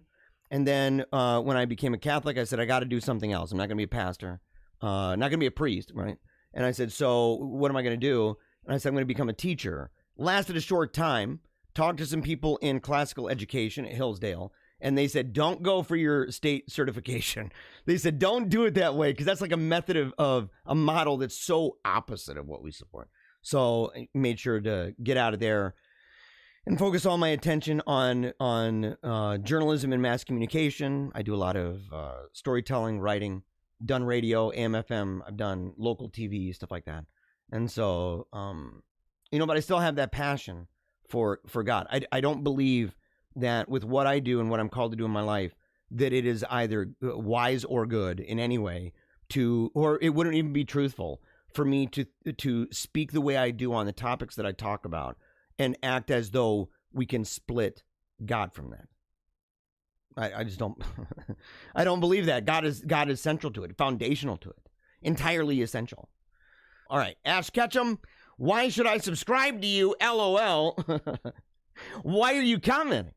Why are you commenting? Like, what drives people like that? You know what I mean? But I'll tell you why. Because this show is mega dope, dude. Because this show is on the front lines of everything, everywhere. And because this show, every single day, is uniquely positioned. In fact, I don't know any other show that does it the same way as this. Not even close. Not even close. To sit there and every day resolve something super simple. That we're going to take a knee for Jesus Christ. That we're resolving in our hearts to never give up, to keep on smiling, and to memento mori, remember death, so that we would be inspired and empowered each and every day to give it our best and our all in the small things. Whatever God's called us to do, whatever He's called us to do, that we will give it everything we got, entirely unafraid and unashamed. I say, dang, son, it's a good show. It's a good elevator pitch, and this is a good first edition. It'll get better. It'll get better. Maybe shorter. I don't want to be on forever and ever and ever. But this has been fun. This has been fun. We're going to do this with every episode. So as soon as the episode's over, it's a warning. It's going to be getting shorter. It's going to be getting shorter. We're not going to be doing 3-hour shows anymore. That was not the original intention. And that's not the intention now, because we're going to be doing a lot more when it comes to things like, oh man, what is it, man? When it comes to things like writing books, writing pamphlets, working with people about zines. Okay, these are things that we're talking about doing. And let me get this up here. You got to see this. Okay, yeah, put that in. So doing things with zines, doing things with newsletters, doing things, even making DVDs. And I want to begin writing music again. Okay, I play guitar, I sing, I write music, I write poetry, speculative fiction. I want to be able to do all those. I used to draw all the time. I used to play chess all the time. And I said, I want to be able to do these things, man. I'm going to Renaissance the daylights out of life, right? I'm going to Renaissance man this thing. That's what I'm going to do, okay? Because that's the way I can roll. And it's the way it's a well-rounded life. It's a well-rounded, man, very balanced life. And if you're just on, for hours and hours and hours and hours and hours a day, I don't think that's balanced, man. I just do not think that is balanced. All right. And there we go. We are back. I thought I did the sign-off on that one, and apparently, I did not. I didn't do the sign-off, and I come back, and I'm all like, wait. Yeah, and by the way, the whole thing about the pen pal, I'm being dead serious about that. I'm being dead serious. We need to have a Paleocrat Diaries pen pal list. We got to have it, because I think it'd be tons of fun, and it would make good use of this new... Look at this. Look at how nice this is. Let's see. Can you see that? Yeah, check that out. I absolutely love it, man. My mom got it for me. Well, actually, she got it for the family, And I kind of hijacked it, you know. She's like, "Does Ambrose have something like that?" I'm like, "I think so. I think so. I don't think I do. I don't think I do, man. It's got a nice little button on the front to clip it in and everything. Nice pages and stuff. It's not underlined, but you know, to write to people, okay, to actually get out your pen. You know, I like quills, man. I like scented ink. I know it's weird. I actually want to make my own scented ink. I want to go ahead and do that. And so there's a whole bunch of stuff that I want to do. If you'd like to connect with me as a pen pal, if that's what you'd like to do, and if you think the pen pal idea is a good one, let me know in the comment section, and we'll talk about it in tonight's edition of the post-show Q&A super show, because we're going to be doing that every single day. All right, so moving on here. We got to get cranking. Here we go. I said something yesterday, and I got to deal with it, man. I didn't rag on Gab. But I said that I had no interest in getting involved with that. You know, I have a Gab account. I have not been on Gab in a very, very, very long time. But I saw this yesterday. You got Hamant Mehta, right? That's the friendly atheist guy. That's the friendly atheist guy who at least he's honest. He's gotten to the point where if it's any kind of LGBTQ plus everything else position, then that's an atheist issue. So it's indistinguishable. I mean, it's just simply cultural Marxism. That's all it is. It's like, well, so in his view, atheism is essentially cultural Marxism. That's what it is. So he says the right-wing site Gab is directly promoting Christian nationalism. And I thought, you know, that might be something I want to revisit. I might want to revisit that and say, hey, you guys are apparently doing a good job, man. I think I might do okay over there. And it said, warped sense of Christianity, quote there. He says, it's called, I actually read my Bible. Crusader Christianity is rising. Very, very true. And people, you know, people can say, man, you know, this show has kind of turned into that. And I'd say a little bit, but we're still talking animal uprising. Although that might be, you know, that might be a Christian crusade issue too. We'll see. But Andrew Torba, I think isn't he the head dog over at Gab? I'm pretty sure that he is. Andrew Torba. And he wrote, in the coming weeks, the press will dig up old tweets and Gab posts of mine. So I'll just say this in advance. I apologize for absolutely nothing. And regret none of it. I own it all, and this is the right response when these demons do digging. Who I was years ago made me who I am today. I've learned, loved, and grown. I will not apologize for that. You know, what a powerful thing, man. What a powerful thing. I had, you know, I went through some crazy heyday in my life, right? When I was a Christian Reconstructionist, I went through a time where I was like, yeah, I think we need to, you know, reinstate for real, like to reinstate stoning and even capital punishment for, you know, kids disobeying and stuff like that. And so I was into that whole world. I was interviewed by somebody, I think I was 24 years old, maybe 25, and interviewed by somebody from the newspaper in town, and were asking me basically about Christian nationalism, Christian extremism, and stuff like that. So you know, I had that. I had stuff, I had blogs that I'd written to do with cases having to do even with young people or younger people and what can and cannot be done criminally against them. And I was opposed to the rulings of that. It was during the Bush administration, I believe. Or maybe, yeah, I think it was. I think it was during the Bush administration. And the thing is that I posted on there, and there was a website called fundiessaythedarndestthings.com. And fundiessaythedarndestthings.com would gather a whole bunch of my stuff. I was on there a lot. So they would have these quotes on there, you know, and they'd put them on and say, these people are radicals and extremists. And even to this day, I sit there and I say, like, yeah, I wrote that. I'm not going to lie about it. I'm not going to pull Mrs. Reed, the mornings with her. Okay. What station is that, man? Is that MSNBC? Joy Reid. And so where she got busted for stuff that she'd written having to do, she was opposed to stuff to do with LGBT, which is not surprising, by the way, not only because of the time frame, but also that she was, you know, she's black and she's part of the African-American community. And traditionally speaking, that's been one of those things. It's been, and they talk about it. So it's not even taboo to say. It's something that they just simply know. But at the same time, she denied it and said that she was hacked and that she supposedly was going to, you know, reach out to the FBI and all this stuff. It was a big fat lie. You know, she had nothing to do with that. So, but I wanted to bring that up. Okay. So I brought up yesterday too. This thing about the smear, about Nancy Pelosi saying how they use smears that are lies and that they peddle them to the media then peddles them, and then they use that as capital to continue using the smear. Now, that's a wild charge. And I said she said it on a microphone. I wanted you to hear it. So I said, I don't just want you to see this, right? Because, look, I have so many people you do not understand. So many people who tune into the show, who share stuff with me, and I'm glad they do, but stuff that you cannot verify. It's all just complete speculation, and it's not just speculation. It's like wild. Like, I'm talking way out there, stuff that it'd be hard to even fathom. And they're just letting it flow like, they just all this information, all this stuff going on behind the scenes, military tribunals and everything else. And this person's arrested. People yesterday in the comments were talking about that they heard that the Pope was arrested. Okay. And that they heard other things. Now, again, like I said yesterday, I'm not saying that that's impossible. I'm not even saying that it didn't happen. I'm saying it's so unlikely that I'm not going to talk about it as though it did. And I'm not waiting for some mainstream source to tell me. I'm waiting for some source that's a reliable source that's on those sorts of topics to talk about it. And not some rando Joe. I love the rando Joes. I love the Johnny Q's and Sally Sue's. That's what the show is about. But at the same time, if some, rando Joe gets in his car and he's got his cell phone and he's sitting there in a sweatshirt eating some Wendy's and he's talking about how he's got all these people in the intelligence community that gave him all this information, and he's got a prophecy channel and whatnot, I can bet you $1 bazillion it's probably not true. Bet you $1 bazillion, and you look at it and you say, man, and some of the stuff, and I hate saying this, but some of the stuff with Q, and in fact, I wasn't going to say this because I actually told this person, don't tell, but I'm going to tell. I'm going to out myself about it. I normally do not reply long form to messages. People who message me all the time know that.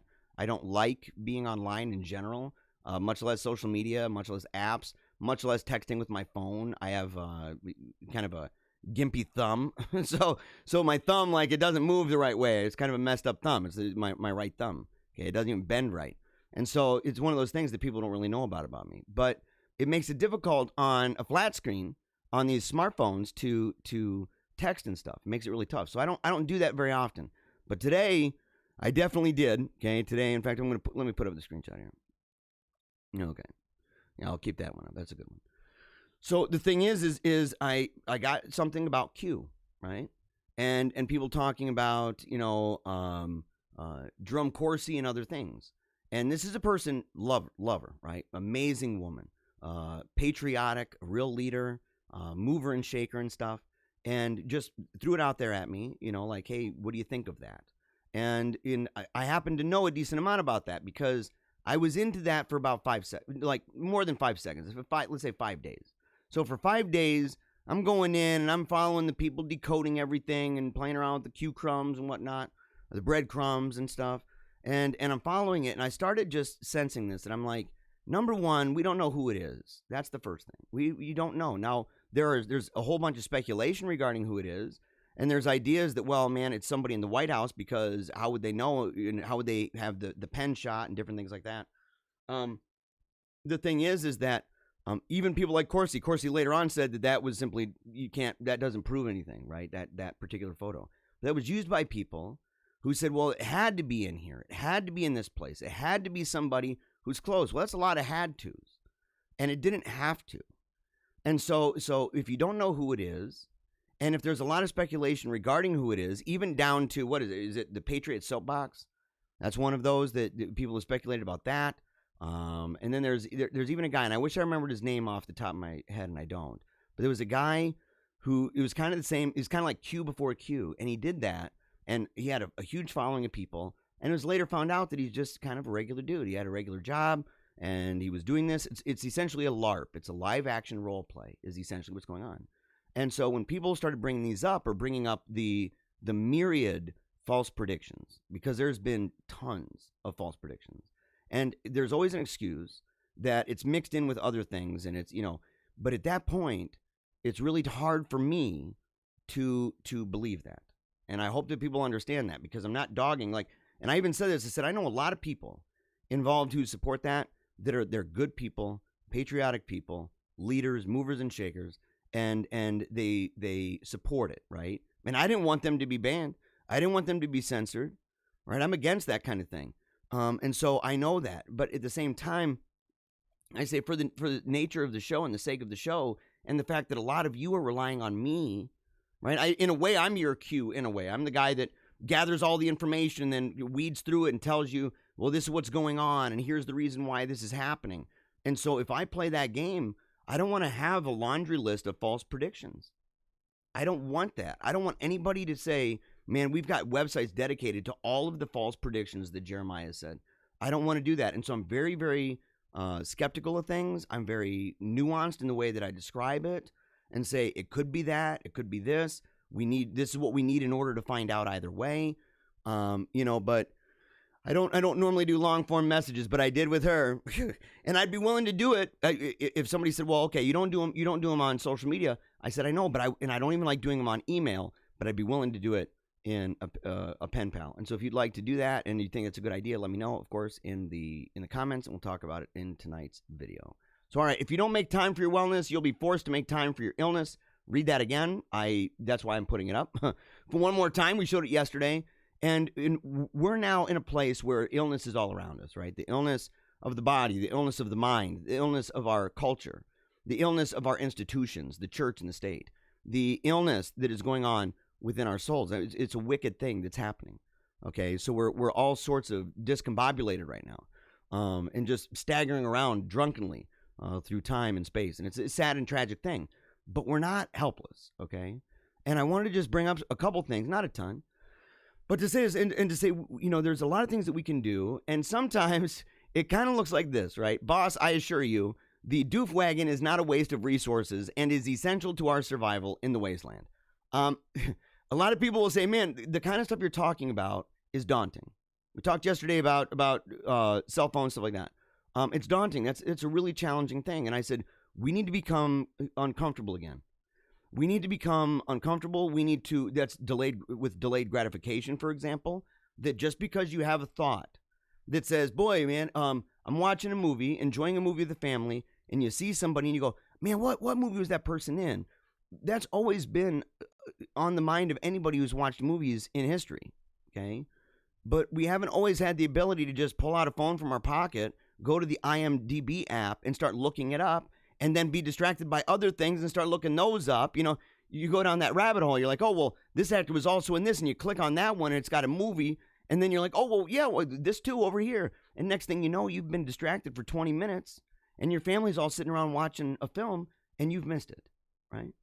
So I said that delayed gratification says, if I really need to know, then I'll hold out. Or I'll write it down on a pad of paper. And then at the end of the night, I'll go through, and if I really think I need to do it, and I really want to look it up, and I think it's an important thing to look up, I'm going to go ahead and do a little checklist.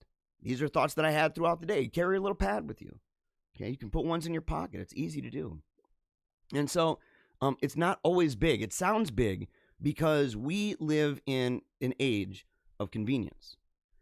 We live in an age where we don't like discomfort. Nobody does. But we have forgotten the art of offering up discomfort and pain to the Lord, to bear those crosses. As soon as we feel the pressure on our back, we're like, I don't like that, right? We need those cushiony couches. We need it really big, man, the real fluffy ones, the real nice ones. We need to have the man chairs. I've got a man chair, but it's not a lazy boy, but I got a man chair. But the idea, we want convenience. It's why Walmart is so big. It's why we have convenience stores on every corner, where you walk in and you can get a whole bunch of stuff inside. It's like a little superstore. That's why superstores are so big. And by the way, if you're in Michigan and you're regularly going to Meijer, please reconsider. I implore you, after Peter Meier's statement recently about Donald Trump and the election, just if there's another place to go there. And if someone says, well, where would you say to go? I'd say, well, you can go to Costco or whatever. And they're like, well, but dude, that guy, how is he any better? How is he any better than that? And say, because he's not a person who supported Trump and benefited from Trump supporting him. So you just got to say, sorry, bud, you got to clean house first. And so that's the way that works. But you got to make yourself uncomfortable. Part of that might be ditching people that you don't need to watch anymore. Okay, I've followed Tim Pool for many, many years now. I followed him for many years. But about 6 months ago, I started to get to the point where I was like, you know what? I'm not, like, no offense. Maybe he probably wouldn't be impressed with the depth of my show either. But I thought, and I said, why am I listening to this commentary? Why am I listening to this commentary? What is it about Tim Pool that, that makes me like, man, I really got to tune into him and listen to all the stuff he does? Why do I do that? Or Cernovich, why am I following him? What does he say? Tim Pool, what he has left, talking about Trump, is mostly made up of the most fringe conspiracy Q bunch. He's out of his mind to think that. And what is he basing it off of? Does he have a lot of connections there with Republicans? Is that what it is? And then Cernovich, he says, my take on Trump is that you let him leave ignobly. Don't make him a martyr. Keep him on a leash and dog walk him out. He'll keep the truly low-tier element of society, but he's lost his smart and competent supporters. He's neither Hitler nor Caesar. He is a Kardashian. You know what I'm going to do? Watch this. In real time, okay? Because it's possible. We have to accept that this stuff is totally possible. Here we go. Okay, I'll get David Rush out of there, man. Get David Rush out, okay? Mike Cernovich, here we go.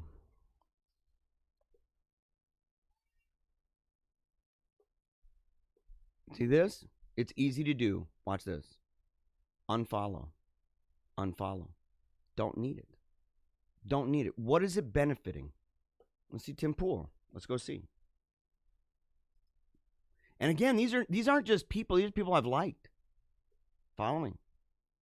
Unfollow. I don't need that. I don't need it. What does it benefit?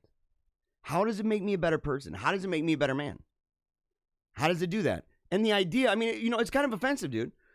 It's kind of offensive because the truth is, man, I would be zero intimidated talking to either of those guys.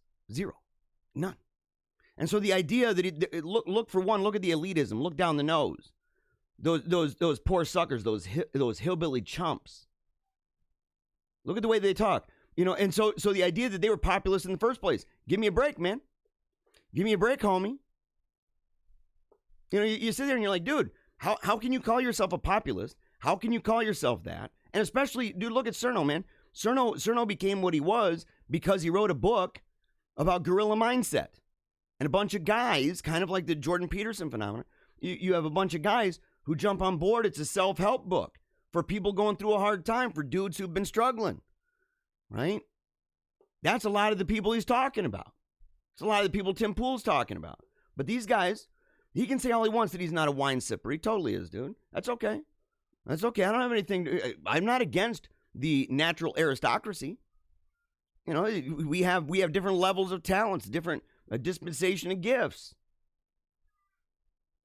Different people attain power in different ways in different times. Some of them you can't really explain too well. But no matter what, it happens to be the way it is. But to sit there and to hear him busting on, and isn't it easy? Isn't that just like low-hanging fruit to bust on those hillbilly redneck types? Because it's what they got in their mind, man. It's what they got in their mind. These people that he's lost his smart and competent. So they're incompetent and they're uneducated. They're stupid. And that's what he's saying. And so you sit there and you say, well, what exactly do you have in mind about that? What do you have? Because in our society, whenever people talk about that, especially in relation to Trump supporters, you know who they've got in mind? You. They have you in mind. They have you in mind. They don't care about you. They don't like you. You're flyover country too. Just like old Aikman, right? Troy Aikman, talking about flyover country and mocking and ridiculing them. Those are the very people that tune into football all the time. Those are the very people. They hate the people who provide for them. They bite the hand that feeds them. I don't. I believe in you. I believe in people power. I believe in Johnny Q and Sally Sue. I believe in the regular person doing the absolute best that they can to make America great, to make the world great. And why? Because Jesus cares about you. Because Jesus doesn't look at it. Look, these people, they're not basing their ideas about other people based on the Bible at all. Zero. These guys, well, Tim Pool wouldn't even pretend. Cerno, he would pretend. He's a pretender. So to sit there and say, look, where are the wise among you? Okay. Where are the wise? Where are the rich? Where are the powerful? Where are they? But you want to know something? We have foiled the wisdom of the world. We foiled it. We are those who show that it is in fact foolishness. It's in fact folly, which is where he ends up going all the time. Maybe we're inside some matrix. Maybe we're inside some hologram, and it's just, kind of playing itself out. Okay, what do you say? What do you say about that? And so you go, man, dude, it's looking pretty dumb. It's looking pretty dumb, and that's the thing about some smart people, too. That's the thing about smart people. When smart people, and look, he's an intelligent guy. He's an intelligent guy, but maybe dumb as a box of rocks.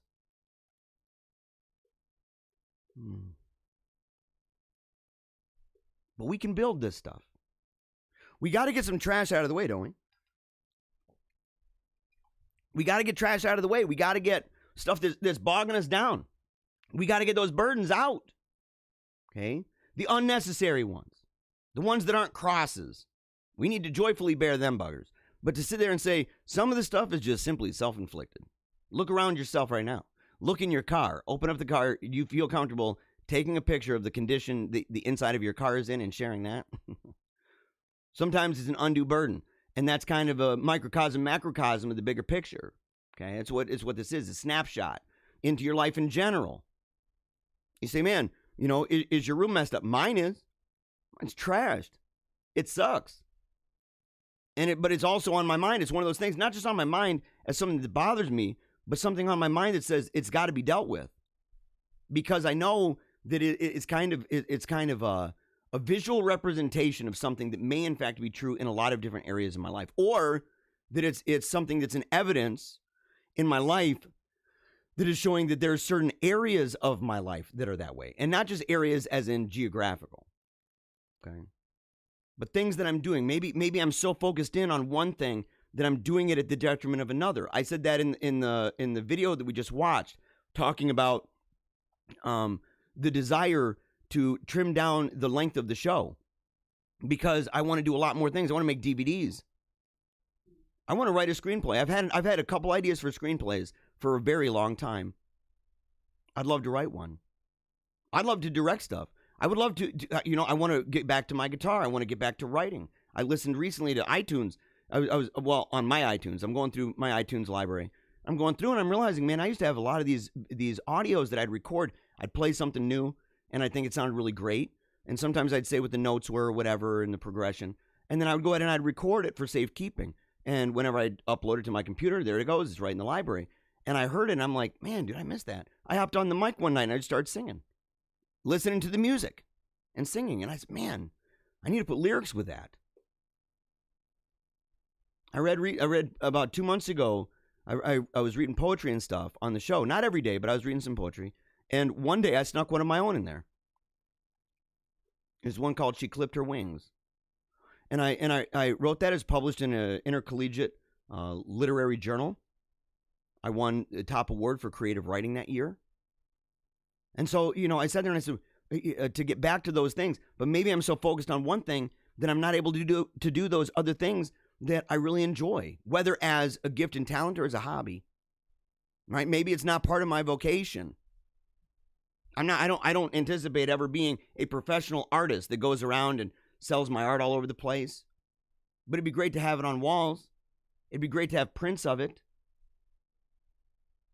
I don't anticipate ever being a professional chess player, ever. I'm not grandmaster material, right? At the same time, I miss playing that. I miss the way that my mind thought about the world and life when I would play that game, and being able to play with my children. And we can build it just like this, 300 square foot of house built in 28 hours by Wild, Wonderful Off-Grid. While the world falls, we will build. Forwarded from This Channel Didn't Kill Itself. Over on Telegram. By the way, if you're not on Telegram and you're wondering where to go, you got to check it out. And check out Gab too. Go to Gab, check it out. But beware if you're a normie who's been on Facebook for a long time, okay, and you go over to these places, you're gonna see that is the public square. And for a long time, the only people who were kind of consigned over into those areas were the fringier elements. Okay, so they were the ones that were openly saying things that would land them in trouble in hot water, and they were getting banned off Twitter or banned off Instagram or YouTube or whatever, and they find themselves still wanting to get out there and connect with people, but now you've got a tribe of people who are more hard right. So you're going to have that. You may see things you're like, holy cow, is that person a Nazi? You might see that, but you can also go online and you can see when there will be parades, for example, maybe downtown, down the street, downtown in some big cities all across the nation, where you've got people, Klansmen and Nazis going through. Why? Because they have the constitutional right to do that. Because it's a public square. Even the enemy of those people, the ACLU, will defend that. They recently actually came to the defense of Donald Trump and the idea that Twitter and these other places were banning them, and that they're going after groups even like Parler and others. One of the things we can do to make ourselves a little bit more uncomfortable is to really limit the tube and to say we don't need, like, for me, in the past anyway, what I would say was, I only have the television so that I can watch movies. Now, that worked when it was DVDs because I had to go and purchase the DVD or rent the DVD, and that was it, okay? But now, a lot of people will go to places, just take Amazon Prime as an example. I have Amazon Prime. But remember with lockdown, okay? With lockdown, when it was first going on and stuff, right? Back during the summer or during the late spring or whatever, we'd get on Amazon Prime, and at the very, very top was this big thing about Black Lives Matter. And they had an entire a piece at the top that was all about Black Lives Matter stuff. It was all just propaganda. And then you would play stuff and an ad would come on. And that ad was constantly this dystopian world of together apart with little kids on their birthday and people in bubble suits outside, people hugging inside saran wrap and stuff. And you're like, holy cow, we can get through this together. We can make it. Frontline heroes. And it was just all day long, bombarded with it.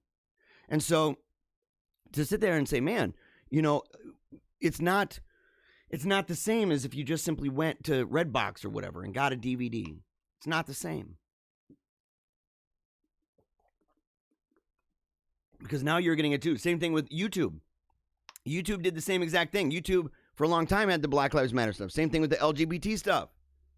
They'll have it at the top. And then they started, I remember when they started telling me, maybe you'd like this video. Facebook did it too. It said, I'd like a video of something that I most definitely didn't like, sent to me. Somebody talking about how awesome critical race theory is. It's, well, not even critical race theory, just talking about BLM stuff and how it's super dope and it's the future, blah, blah, blah. And it notified me. I didn't like the person's page that put it out. I didn't like the organization that he's with, and I didn't have him as a friend, and nobody suggested it. It was just Facebook letting me know, just Facebook saying, you got to think different, doing that whole Apple crap. And same thing with that. If you go to Google, same thing. So we're talking visual mediums. We're talking screens, right? Screen time.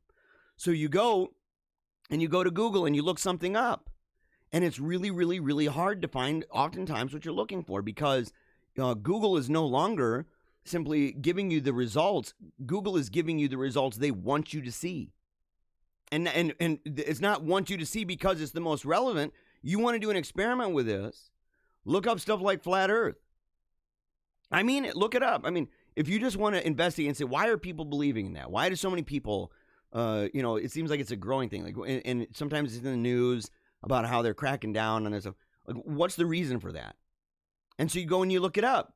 And all it is, it's just stacked at the top with HuffPo and everything else. Now, you may eventually, like let's say you're at page 100, you may eventually get to something that was made by someone who actually believes that, which is what you're looking for. Because if you're trying to understand something, no matter what it is, the best way to do that is the representative sample from that group itself.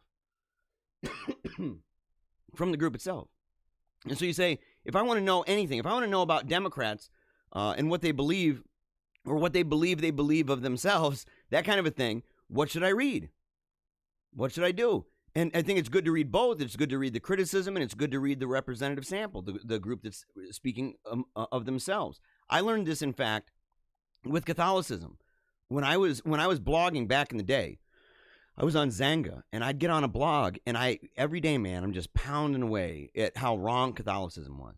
And I was basing a lot of that off of some, debates and writings by different Calvinists and stuff like that, and a book by Bettner that's Lorraine Bettner that's just called Roman Catholicism, right?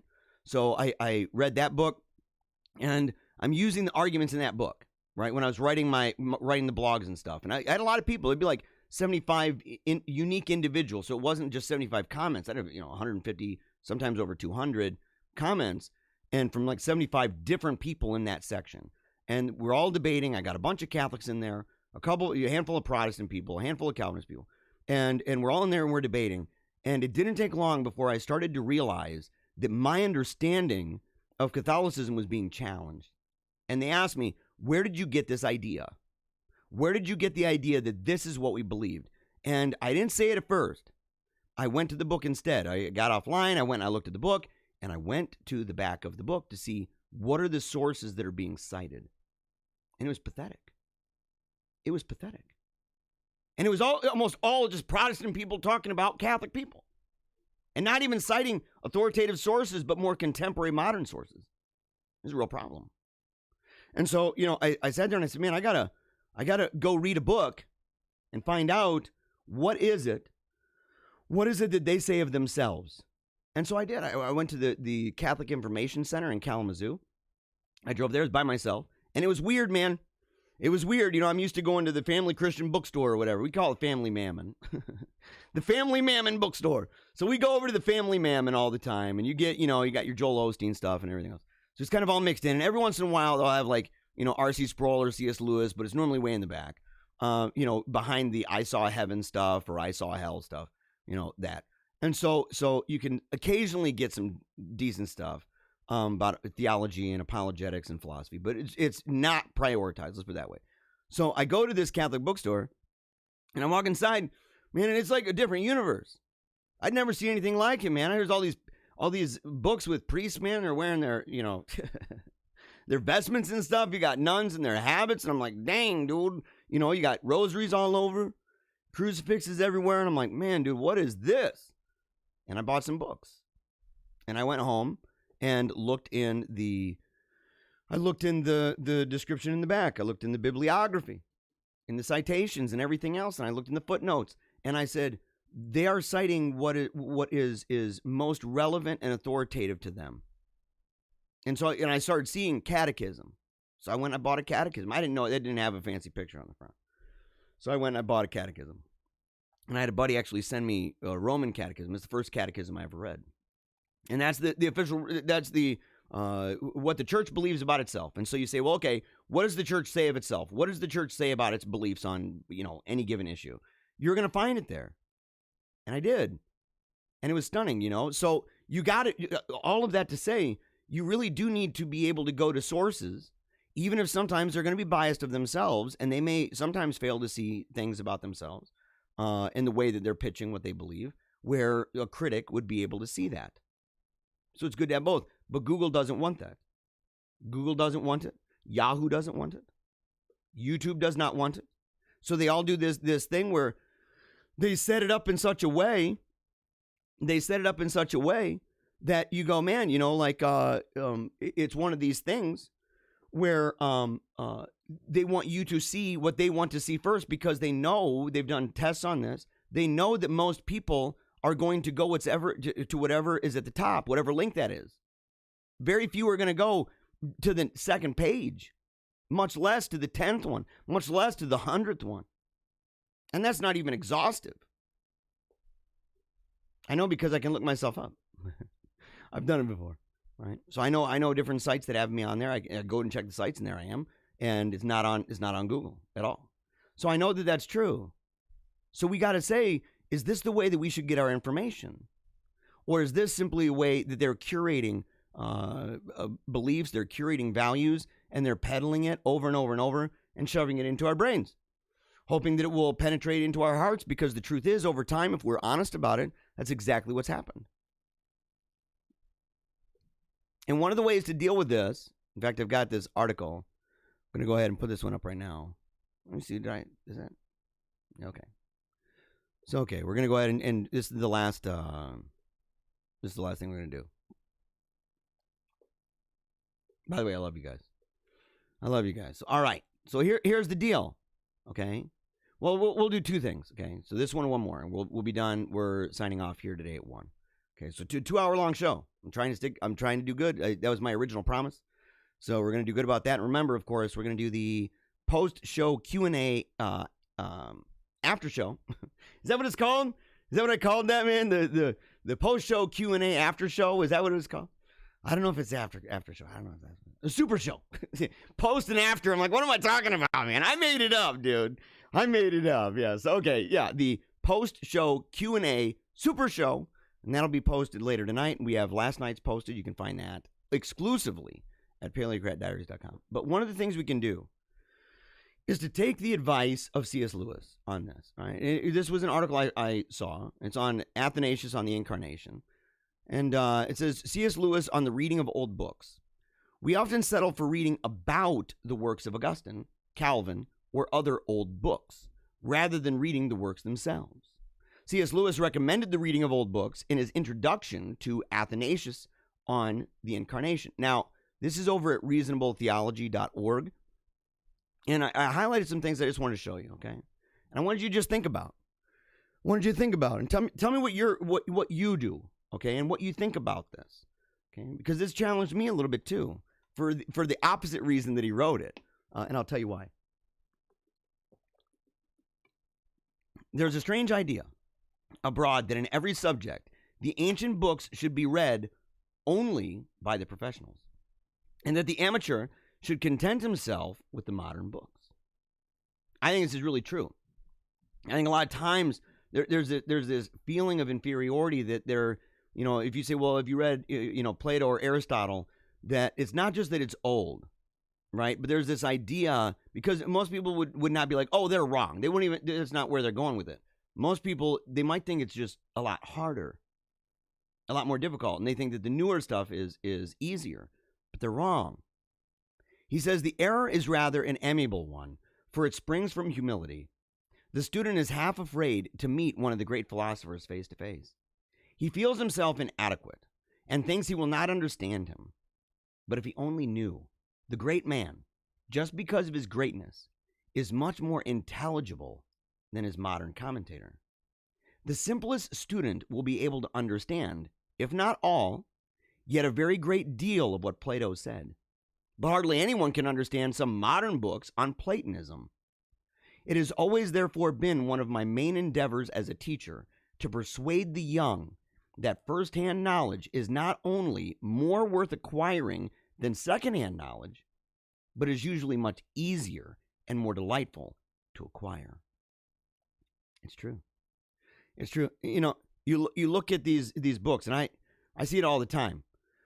And he's talking about theology. It's the very next phrase. He said, the mistaken preference, I'll say this first before I explain it. The mistaken preference for the modern books and the shyness of the old ones is nowhere more rampant than in theology. That's totally true. You read a lot of these modern theology books, so many of them, they're really written for a certain class. They're really written for the seminary mind or the collegiate mind. That's what they're written for. Right? And they're written in a language, and after a long time where there's a lot of study, there's different schools that kind of branch off from different views, the emphases might be different among different people who believe maybe the same thing. So they may believe, like, for example, in the Protestant world, there are people who believe in dispensationalism, or that they believe in the rapture. So they'll say, well, I believe in the rapture. But they also know that there are people who believe in the pre-trib rapture, the mid-trib rapture, the post-trib rapture, the pre-wrath rapture. And there's all these different ones now, and they're different schools of thought, but they're all within kind of this umbrella of rapture theology. And so people can see that. And that's true no matter where you go. There are legitimate differences, even within Catholicism. It's not this monolith. Okay? And so there are reasonable differences on things that are not dogmatic, that you can have a disagreement over, on emphasis to different degrees, to different, varying degrees. And the thing is that when people write about it in modern times, people can get lost in the woods of that. Try reading a modern book on dispensationalism. Try doing that sometime, man. That's gobbledygook. You thought the original one was bad. Try reading stuff post-Ryrie. I mean, You know, once you get past that, you know, you're in a crazy world, man. It's like all spread out all over the place. There's all different views. Some of them even saying dispensationalism is dead. And you're like, for being dead, it's got a lot of, you know, it's running on fumes maybe, but boy, it's spread out all over the place. And so it can be tough. Whereas if you go back to the originals like this, you're able to get something where it's preceded that. And so you're not caught up in all the isms and Asians all over the place. It's going to be an easier thing to digest, even if not the whole thing. Even if not the whole thing. And so to go back and say, I say this with not just theology, not just politics, not just culture. Okay, right now one of the books I'm reading on top of the other ones. I read a number of books at the same time. I'm reading Meditations by Marcus Aurelius. I'm reading it. It's a great book. He's got some weird stuff in there that makes no sense. Like there's some stuff, man, that's like one hand clapping stuff, kind of silly. But there's a lot in there that's really good though, right? But it's something that almost anybody could read. Anybody could read that and walk away with a ton of knowledge. Be easy to do. It'd be easy to do same thing with some of the early saints. Not all of them. I mean, dude, you know, try reading the Confessions of St. Augustine. That's going to be tough. That's going to be tough. But you can read books written by others over time. You know, going back to the Catholicism thing, when I went back to the store and I bought some books, one of the books I bought were the writings of the early church fathers. So that had people that I didn't even know. I really didn't know much about them. I'd heard maybe their name a couple times, but I didn't know. I'd never read. I didn't even know that they wrote. So you had Clement, for example, the Epistle of Clement. You had Polycarp, and you had Ignatius. And so I go and I read their writings. And I thought, man, this is so accessible. And it gives you a snapshot into the earliest church. Outside the Bible, you say, well, what are the earliest writings? What are the earliest writings after the apostles? Or even kind of in the late time of John, that these people were alive, that they knew the apostles, that maybe they were ordained or consecrated, in fact, by the apostles. And nobody challenged them on that. So it wasn't like they were just claiming, oh, yeah, I saw an apostle and he ordained me a bishop, you know, or consecrated me a bishop. Nothing like that. I mean, this is like, you know, people weren't like, no, you didn't. You're lying. That didn't happen, which that's a telltale sign, by the way. It's one of those things. You know, if these other people knew that person, knew the apostles, it says something. So these people are writing, and they're talking about it. I read it, and I said, man, this is so accessible. This isn't super hard. They're writing to everyday folks. I don't know what the Johnny Q and Sally Sue would be called over in that part of the world, but essentially that's who they were writing to. And it was powerful. And it felt good to read something that was, you know, before John Calvin and Martin Luther, or before the 19th century, theologically. It says right here, but if one must read only the new or only the old, I would advise that person to read the old. And I would give him this advice precisely because he's an amateur, and therefore much less protected than the expert against the dangers of an exclusive contemporary diet. That's genius, by the way. That's so brilliant. So to sit there and say, you know, if you have to pick, if you're like, I only have either old books or new books, and it's an unrealistic situation. But he's saying, even if that were true, even if that were the case, if he had to pick, and I agree, I say if I had to pick, I would encourage everyone, begin reading old books. We, of course, aren't in that place. And I like that he brings this up later, okay? This is a little bit more of an extended quote. It's a good rule after reading a new book, never to allow yourself another new one till you've read an old one in between.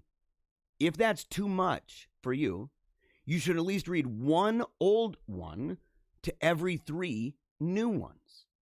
And so if you read a book that's a modern book, okay, fiction, nonfiction, doesn't matter.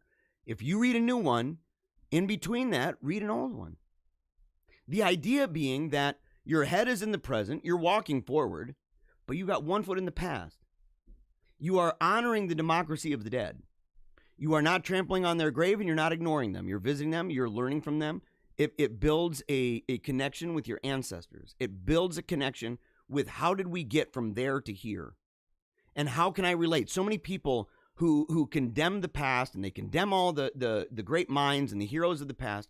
So many of those people They haven't really read their writings. They know nothing of them.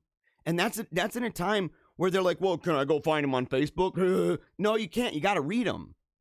You have to read them to know them. And are you going to find stuff you disagree with? Yes. I just said that about Marcus Aurelius. But at the same time, I can look at Marcus Aurelius and see that there are things in there that are quite astounding and quite good. Even things that reflect biblical admonition. It's powerful, in fact. And to say, that guy is not different. If I was back then in my social imaginary, what I envisioned in the world, when I think of the world around me and what's real, like as a good example, not many people had within their what's called a social imaginary, not many people had light bulbs before light bulbs. It's a paradigm changer, right? It changes so much, not only of what you believe could be out there. That's what makes creators so interesting, inventors.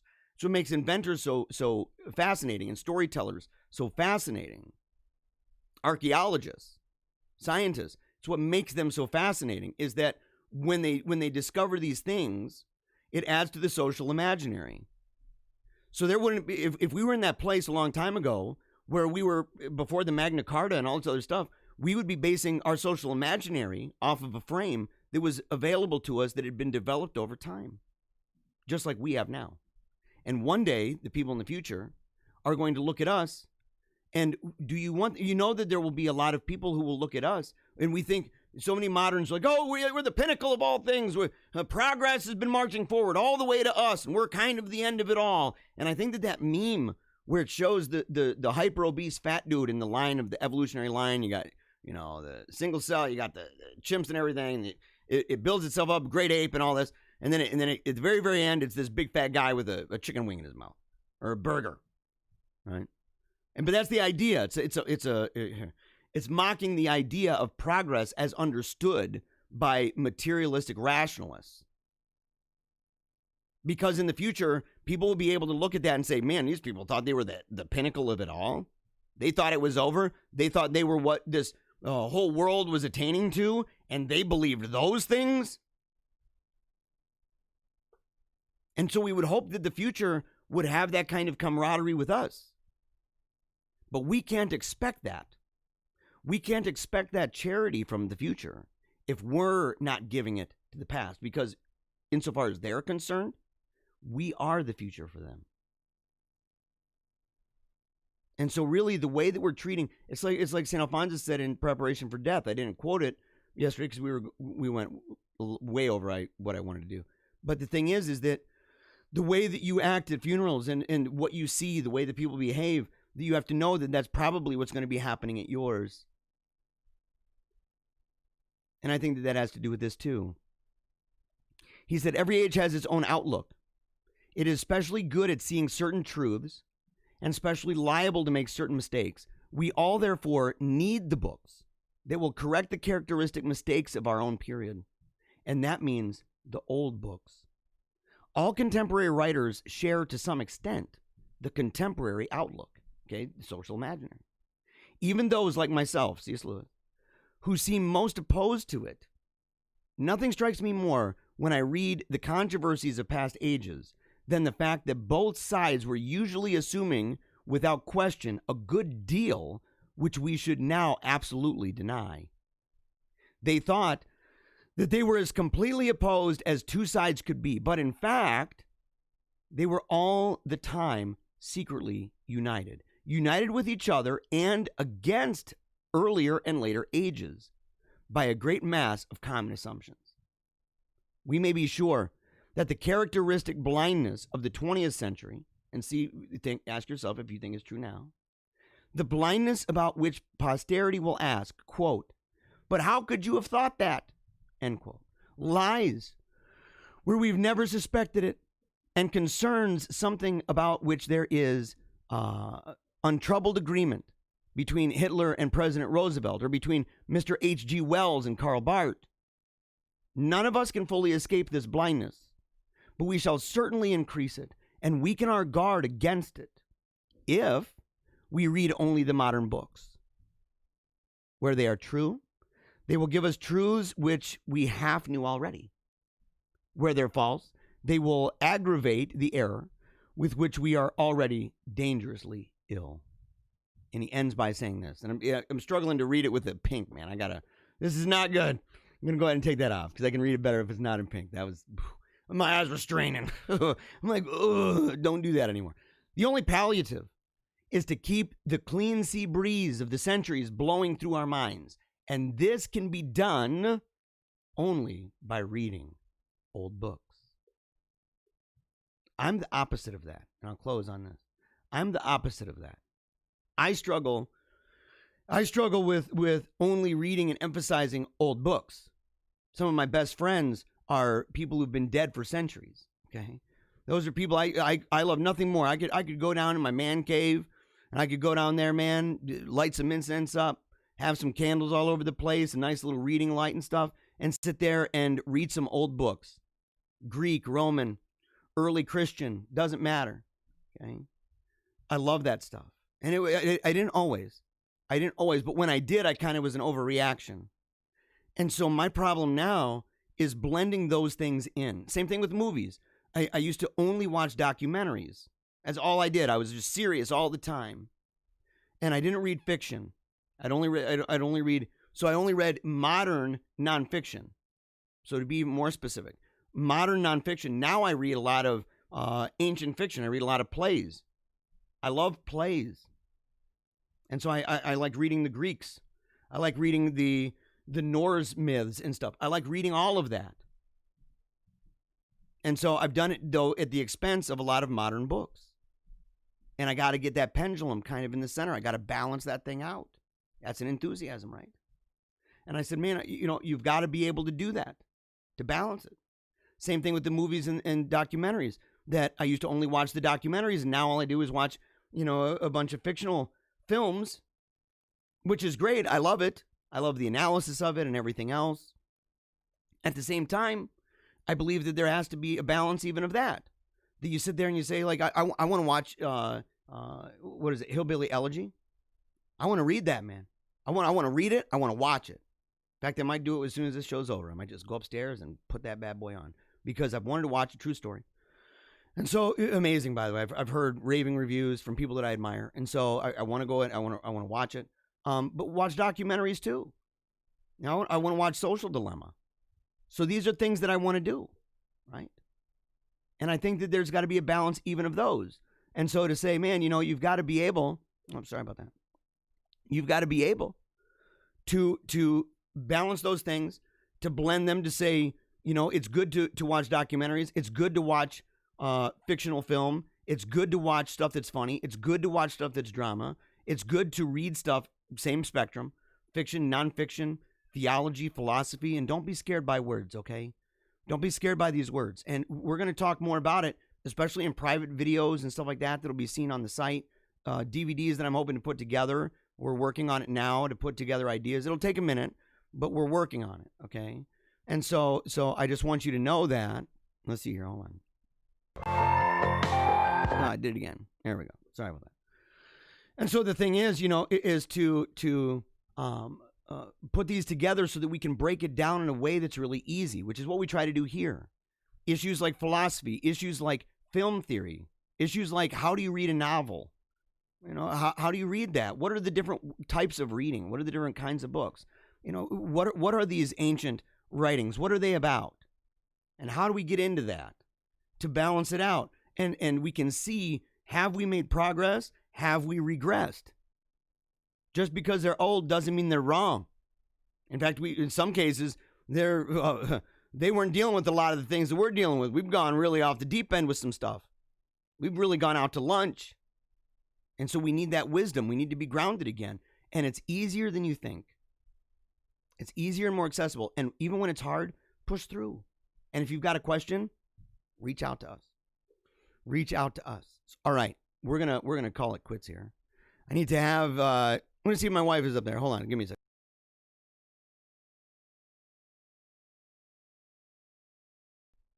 Okay. I'm gonna see if I can get my wife down here. Gonna see if I can get my wife down here, man, because I haven't had her or the kids down here in a minute. And it bums me out. Remember the comments. We're gonna go through the comments today. We're gonna select our favorite ones, a whole bunch. And I'm gonna try to keep it at a half an hour.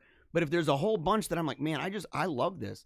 If it's awesome and there's a bunch of really great comments, we're definitely going to talk about it. And so it may be longer than 30 minutes, but my goal with the post-show Q&A super show is to make it about 30 minutes long. That's what I want to do. Oh, look at this. Look at this. Oh my gosh. Look at this. Yeah, I know, little Wilfie. You got to get down in the frame, baby. You got to get down in the frame. So there's little Louie. So, all right. So you got to check it. Remember, we have the video from last night up. You can go through the comments and stuff. I showed 18 minutes out of, I think, 38. So that's about half. And you can see the remainder of the half of that episode by going exclusively. It's only found. You can only get the link and the video link. You can only get that at paleocratdiaries.com. So, and we'll do that again tonight. You can check it out throughout the day. It's easier if you simply subscribe. And if you subscribe, you'll get the notification when we post the video. So it'll be more frequent. And of course, you got to check out the cups and all that. So, all right. All right. We're really grateful, guys. He's already pumped up to salute. Look at this. Super excited. It's been a good show, hasn't it? We cooked through some stuff. It was 2 hours. That was 2 hours. We did a great job. We started late, messed up, came back, and rocked it out. Just like we do all the time. You want to learn more about the show? You want to learn more? You got to go to Paleocratdiaries.com. About our little guys and our family and the kids. They're in school right now because every penny that we make on this show goes in to our children's continued education at Sacred Heart Academy. It is a classical Catholic school. Mass every morning. Powerful stuff. Learning how to be proper, right? Learning how to have respect. Learning virtue, things like that, and powerful theory. Amazing. Music, art, all of it. Even learning Latin. To be conversant in it. To interpret and speak by the end. For interviews, speeches, other inquiries, paleocratdiaries@gmail.com, and all the rest is on the screen. So until next time, as we do every single show, I'm going to salute with you too. Never give up. Keep on smiling. And memento mori.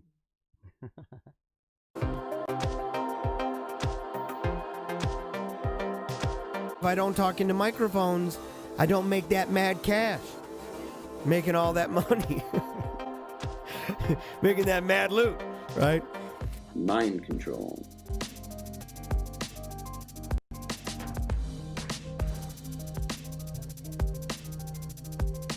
So we see the minority elite imposing their ideology on an unwilling and resentful populace. This causes a backlash. People get ticked off. The left is working long and hard to make us feel as if we've done something wrong. Worse yet, that we are the problem. Don't let people just rip on your heritage. Don't let people just rip on your traditions. Don't let people rip on your heroes. Stand up for what you believe, what made you who you are. So unless this disenfranchised majority begins standing up for what they believe in their heart of hearts to be true, I think we'd be left with nothing more than a dirge, and maybe a funeral procession.